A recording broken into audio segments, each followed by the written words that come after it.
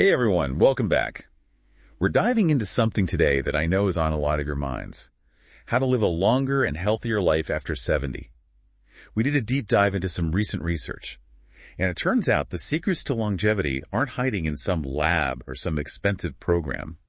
They're right there in front of us, in our everyday habits. It's true, and what's so exciting is that the things we already know are good for us, like staying active and social, keeping our minds engaged, well, those things become even more crucial after 70. So it's like these everyday things are almost like superpowers for aging well. You could say that. They really are key ingredients for living a longer, healthier life. Okay, I'm ready to unpack this. The research we looked at highlights 6 key areas that make a huge difference when it comes to longevity. We found some fantastic real-life examples that really bring these concepts to life. Are you ready for some inspiration? Absolutely. Let's do it. Okay, great. Let's start with physical mobility. I was so struck by the story of a gentleman, we'll call him Mr. Green. He's 78 years old, and this guy walks to the grocery store every single day, no matter the weather. And I'm not talking about a quick trip around the block. Yeah. He's carrying heavy grocery bags upstairs like it's nothing. His neighbors, some of whom are decades younger, are just amazed by his energy. Mr. Green's story is such a great example of the use it or lose it principle. After 70, maintaining muscle strength and flexibility becomes so important. It's about preventing falls, which can have a major impact on your independence and quality of life. So it's about staying strong and steady on our feet. Exactly. Think of consistent movement as an investment in your future mobility and freedom. So it doesn't have to be about running marathons or anything like that. No, not at all. It's about finding ways to move your body regularly in ways that you enjoy. It could be a walk around the neighborhood, gardening, taking the stairs instead of the elevator. Those are all great ideas. I love that. Okay, now let's talk about mental fitness. I was blown away by the story of a man we'll call Paul. He's 82 years old, and this guy reads 2 books a month. Not just light stuff either. We're talking about history, philosophy, really challenging his mind. That's fantastic. And there's growing evidence that those kinds of mentally stimulating activities can actually help protect against cognitive decline. Oh, wow. So it's like exercise for our brains. Exactly. Think of it like that. Reading, doing puzzles, learning a new language, even engaging in lively conversations, all of these things help keep your brain sharp and active. That's so encouraging. Yeah. Okay, we've talked about physical mobility and mental sharpness. Now let's dive into something that I think is incredibly important as we navigate the ups and downs of life, emotional resilience. The story of a man we'll call Walter really touched me. He lost his wife after 50 years of marriage. Just an unimaginable loss. It really is. But instead of being consumed by grief, Walter found new ways to find joy and meaning in his life. He started gardening, picked up woodworking, even tried his hand at painting. That's a beautiful example of resilience in action. It's not about avoiding difficult emotions. It's about developing the strength and skills to cope with them in healthy ways. So it's about being able to bounce back from those tough times. Exactly. And there are so many tools and strategies that can help us build resilience. One technique that I find incredibly helpful is called cognitive reframing. Cognitive reframing. I've never heard of that.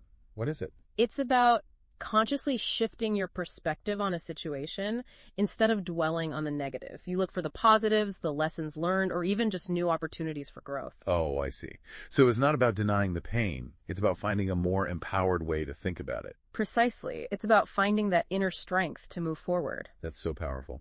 So in Walter's case, instead of focusing on the loss, he chose to focus on new possibilities. Yes. And that's what resilience is all about. It's about finding a way to adapt and keep living a fulfilling life. I love that. That's such an inspiring example. Okay, so we've talked about staying physically active, keeping our minds sharp, and building that emotional resilience. Right. Now, let's talk about something that I know is so important to many of our listeners.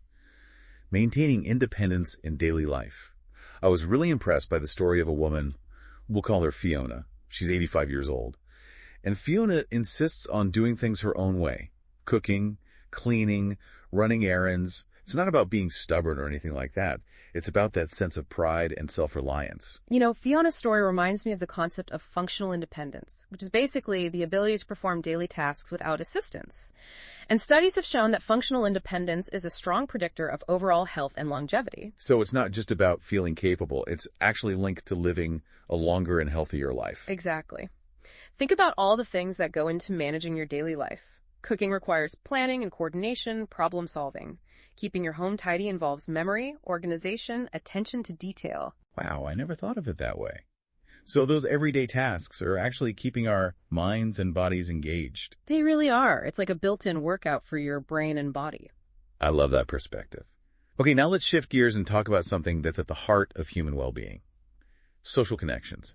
We hear so much about the dangers of loneliness, especially as we get older, but the story of a man we'll call Charlie really stood out to me. Charlie's 79 years old, and he's the life of the party. He hosts these legendary game nights, brings neighbors and friends together, and his laughter is just contagious. Oh, I love that. Charlie's story really highlights the power of social connection. For a long time, we've known that having strong social bonds is good for our mental and emotional well-being. But now, research is showing that social connections actually have a direct impact on our physical health, too. Wait, really? How does that work? Well, studies have shown that people with strong social connections tend to have lower blood pressure, stronger immune systems, and they're even at lower risk for chronic diseases like heart disease and stroke. So it's like having a support system that helps you stay healthy. Exactly. It's like a buffer against the negative effects of stress. That makes so much sense. Yeah. Okay, so staying connected is really important. But does it matter what kind of social connections we have? Is it about being around people in general, or is it about something deeper? That's a great question. And you know what the research suggests. It's about the quality of those connections. Close, meaningful relationships where you feel seen, heard, and supported. Those are the ones that have the most powerful impact on our well-being and longevity. So those deep connections, the ones that truly nourish us, those are the real gems. Exactly. Okay, so we've covered physical mobility, mental sharpness, emotional resilience, independence, and the importance of social connections. Now, let's talk about the final piece of the puzzle. A sense of purpose. I was so inspired by the story of a man we'll call Bernard. At 90 years old, Bernard finds so much joy and meaning in tending to his garden. He says the secret to a long life is having something to look forward to every day. And I think he's onto something. He is. Bernard's story really speaks to the power of purpose. That feeling of having a reason to get up in the morning, something that gives you direction and meaning in life. And there's a growing body of research that shows having a strong sense of purpose is associated with all kinds of benefits. Better physical health, reduced risk of cognitive decline, and even increased longevity. Wow, so having a purpose in life can actually help us live longer. That's amazing. But I imagine for many people, especially if they get older, it can be challenging to find or maintain that sense of purpose. What advice would you give to someone who's struggling with that? You're right. As we age, our roles and responsibilities often change, and it can take some effort to rediscover what really matters to us. But here's the thing. It's never too late to start exploring. Think about what you're passionate about. What brings you joy? What skills or knowledge do you have that you could share with others? It could be volunteering, pursuing a hobby, mentoring younger generations, or simply spending quality time with loved ones. So it's about finding those things that light you up, that make you feel alive and connected. Exactly. It's about tuning in to what truly matters to you and making it a part of your life. It's beautiful. So we've covered a lot of ground today, but I think the message is clear. Longevity isn't just about luck or genetics. It's about the choices we make day in and day out that support a longer, healthier, and more fulfilling life. Absolutely. And what's so empowering is that these choices are within our reach. It's not about drastic overhauls. It's about those small, consistent actions that add up over time. It's so inspiring to think that we have more control over our health and longevity than we realize. I agree. It's a message of hope and empowerment for sure. Absolutely. Yeah. As we wrap up our deep dive today, I'm curious what resonated most with you from all of these incredible stories. That's a tough one. They were all so powerful. But I think what really struck me was the interconnectedness of these 6 areas. We talked about physical mobility, mental sharpness, emotional resilience, independence, social connections, and purpose. It's like they all work together to create this foundation for a long and healthy life. Like a recipe for longevity, with each ingredient playing a vital role. Exactly. And what's so exciting is that these ingredients are accessible to everyone.